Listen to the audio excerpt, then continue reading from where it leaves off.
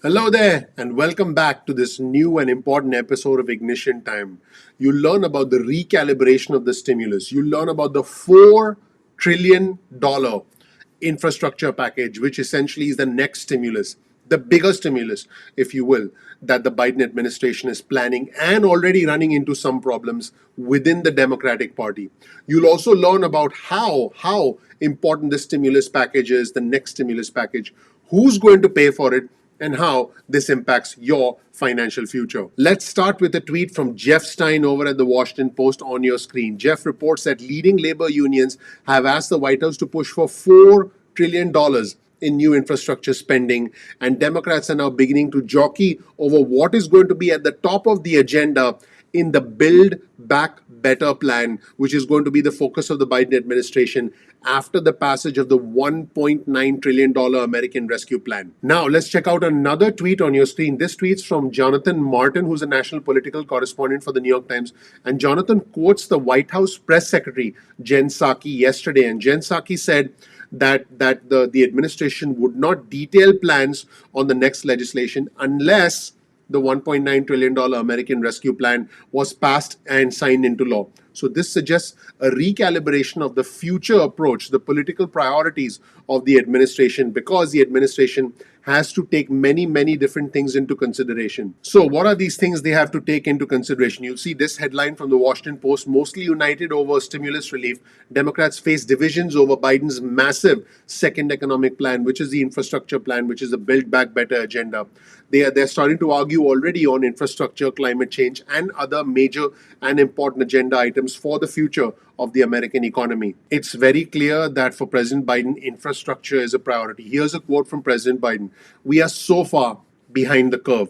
We rank like 38th in the world in terms of infrastructure, everything from canals to highways to airports, to everything we can do and we need to do to make ourselves more competitive in the 21st century." This is coming right from the top, folks, so we can be assured, we can expect a major infrastructure bill, the Build Back Better agenda, towards the second half of 2021. And now I'll quote the White House press secretary Jen Psaki. She said this in the past 24 hours. She said that the Build Back Better plan will, I quote, make historic investments in infrastructure, in the auto industry, in transit, in the power sector, creating millions of good union jobs, and in the process also addressing the climate crisis head on. If you start your administration with the process of reconciliation, what tone does that set for the rest of the administration?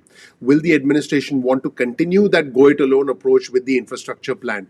And that is the challenge. Here's a quote from Senator Thomas Copper from Delaware. He said, "I'm still trying to get my head wrapped around how we use reconciliation without undermining our success working across the aisle." Now, keep in mind, Senator Carper is the new chairman of the Senate Environment and Public Works Committee. And already there are some signs of resistance for President Biden's plan. The Maryland Republican governor, Larry Hogan, who's a moderate Republican, met with President Biden last week. And he said to President Biden, just because you can do something doesn't mean you should. And let's be clear, we are spending a lot of money, $1.9 trillion in the American Rescue Plan, potentially an additional $4 trillion in the Build Back Better agenda. Even if it's not 4 trillion, it may end up right around the 3 trillion mark. That is a lot of money. That is a lot of money. In fact, Senator Bernie Sanders, the independent from Vermont, who has advocated for the stimulus checks, who's advocated for the $15 an hour, admitted it. Here's a quote from Bernie Sanders. He says, "We are spending a lot of money." Now, keep in mind, Bernie Sanders is a Senate Budget Committee chairman, and he said, "And I think at a time of massive income and wealth inequality, when the billionaire class is doing phenomenally well, while the working class of this country is suffering severe economic desperation, I do think it is appropriate to start taking a look at asking the wealthy and large corporations to start paying their fair share of taxes." So it's very clear where all of this is heading. We are expecting to see a massive infrastructure spending bill, even larger than the existing stimulus plan. We are likely to see a recalibration of all future efforts from the Biden administration, because they had to walk the fine line between getting things done, between not giving in to extremely progressive elements, while trying not to alienate Republicans, all at a time when the massive division in the Republican Party is unfolding before our very eyes. All this is happening at a time when the Senate Minority Leader Mitch McConnell and former President Trump are essentially at odds with each other, and former President Trump is essentially at Mitch McConnell's throat. Pretty incredible times here. An implosion, if you will, within the Republican Party, political dynamics within the Democrats, all at a time when the country still needs the American Rescue Plan to pass, as the Biden administration is starting to plan their next steps. Folks, they are planning their next steps beyond the American Rescue Plan. They're looking at the Build Back Better agenda, which is important. And as far as taxes for the rich, as far as the rich paying their fair share of taxes, I want you to know I 100% agree with Bernie Sanders. There he is. What's up, Bernie? I agree with Bernie. In fact, to be completely honest, as taxes go up on the rich, I'll start paying significantly more taxes. And I'm being completely honest. The camera doesn't lie. I'm okay with that. I do believe that the rich have unfair advantages. I do believe the system is rigged.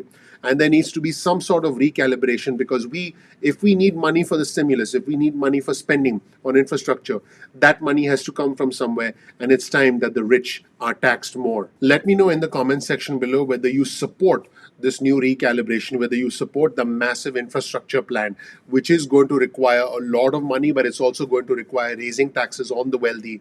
And President Biden has already said that he plans on raising taxes for those making more than $400,000 a year. Let me know whether you support this effort, because the Biden administration is already starting to plan for a world beyond the next stimulus check. The Biden administration is already starting to plan for their next move beyond the American Rescue Plan. And you can start to see the divisions, if you will, within the Democratic Party, the pressure within the Democratic Party, and at the same time, the pressure to pay for all of this while making sure we emerge stronger from this pandemic. I do believe that as a country, we will emerge stronger from this pandemic. But the recalibration, the realignment of political priorities has already begun. Let me know what you think in the comment section below. If you click the like button, if you enable notifications, you help me recalibrate my channel. I would really appreciate that. Speaking of recalibration, it does help out the YouTube algorithm, helps me show our videos, show our content to new audiences. Please click like, please subscribe, please enable notifications. I appreciate you. I'm looking forward to seeing you in the next episode of Ignition Time. Take care. Bye.